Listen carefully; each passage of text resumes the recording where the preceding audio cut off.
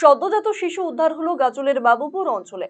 বৃহস্পতিবার বিকেলে বাবুপুর গ্রাম পঞ্চায়েতের কানাপুকুর এলাকায় পুকুরের ধারে ওই শিশুটিকে পাওয়া যায়। জানা গেছে, পুকুর মালিক পুকুর দেখতে গিয়ে ওই সদ্যজাত শিশুটিকে দেখতে পান।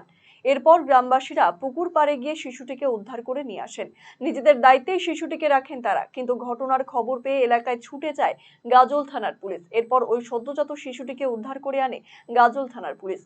চিকিৎসার জন্য নিয়ে আসা হয় গাজল স্টেট জেনারেল হাসপাতালে। পরে মালদায় শিশুটিকে চাইল্ড কেয়ার হোমে নিয়ে যাওয়া হয়। রায়গঞ্জবাসীদের জন্য সুখবর। যারা দীর্ঘদিন ধরে পেটের সমস্যায় ভুগছেন তাদের জন্য রায়গঞ্জ দিশারিতে আসছেন ব্যাঙ্গালোরের প্রখ্যাত গ্যাস্ট্রোএন্টারোলজিস্ট ডাক্তার ইরশাদ আলী, এইচএমডি, ডিএনবি। এখন থেকে প্রতি মাসে নির্দিষ্ট দিনে ডাক্তারবাবুকে দেখাতে আজই যোগাযোগ করুন দিশারি হেলথ কেয়ার, উকিলপাড়া, রায়গঞ্জ শাখায়। যোগাযোগ করুন 7477785509 এই নম্বরে এবং 7477785512 এই নম্বরে।